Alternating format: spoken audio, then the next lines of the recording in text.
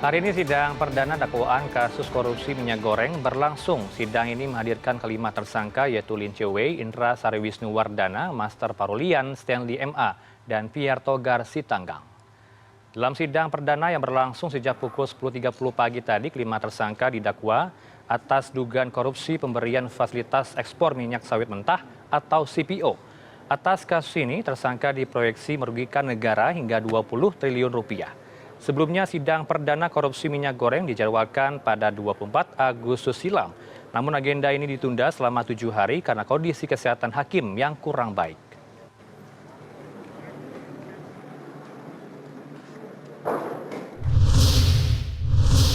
Kami sudah terhubung bersama rekan kami, ada produser lapangan CNN Indonesia Ayu Rahmawati langsung dari ruang sidang. Selamat siang Ayu, dakwaan apa saja yang dijatuhkan hakim untuk Lin Che-wei atau jaksa penuntut umum kepada Lin Che-wei? Ayu?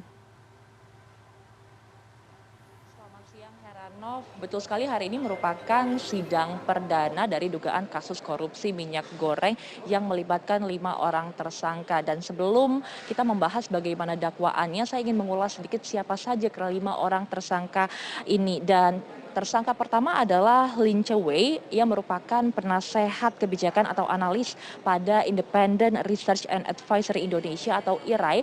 Dia juga merupakan tim dari asistensi Menteri Koordinator Bidang Perekonomian Republik Indonesia. Kemudian yang kedua ini adalah tersangka dari pihak Kementerian Perdagangan, yaitu Dirjen Perdagangan Luar Negeri Kemendak Indra Sariwisnuwardana. Dan selanjutnya bukan hanya melibatkan dari pihak pemerintah saja, tetapi juga melibatkan dari pihak swasta, diantaranya adalah Senior Manager Corporate Affair PT Victorindo Alam Lestari Stanley MA dan juga Komisaris Wilmar Nabati Indonesia Master Parulian, dan yang terakhir adalah General Manager atau GM dari bagian General Affair PT Musimas Pierre Togar Sitanggang. Dan kalau pertanyaannya adalah apa saja dakwaan yang hari ini akan diberikan, sejujurnya kita belum bisa menginformasikan hal tersebut, Heranov. Mengapa?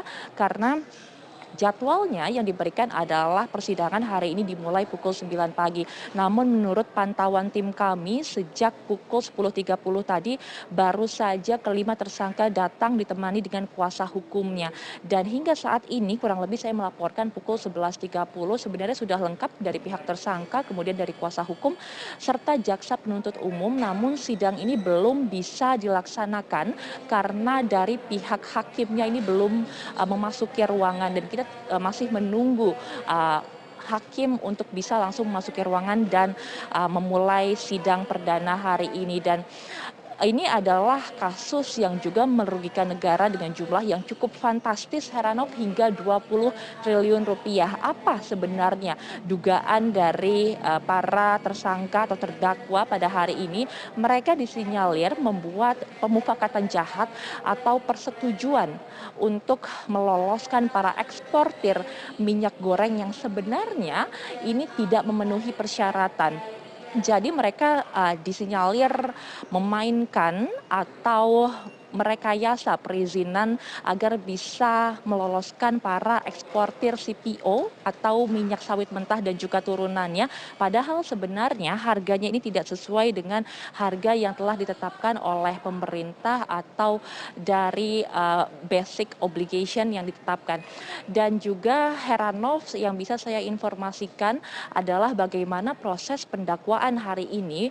Jadwal dari persidangan pertama sebenarnya adalah pembacaan dakwaan saja, dan menurut informasi yang saya dapatkan adalah proses pembacaan pendakwaan ini akan dilakukan secara terpisah karena nomor berkas yang kelima tersangka ini miliki juga berbeda-beda. Jadi nanti akan dibacakan satu persatu dan memang masih ditelusuri lagi bagaimana peran dari mereka semua dalam proses perizinan yang melibatkan eksportir tersebut.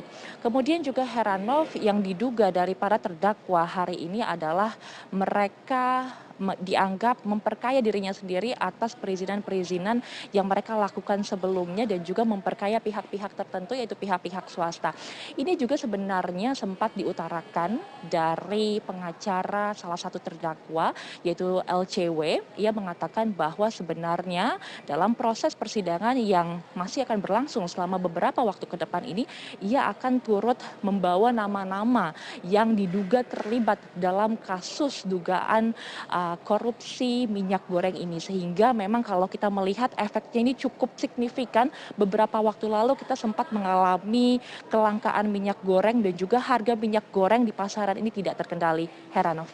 Baik, kita tunggu perkembangan terbaru dari sana. Terima kasih atas laporan lengkap Anda, Ayur Rahmawati, langsung dari Jakarta.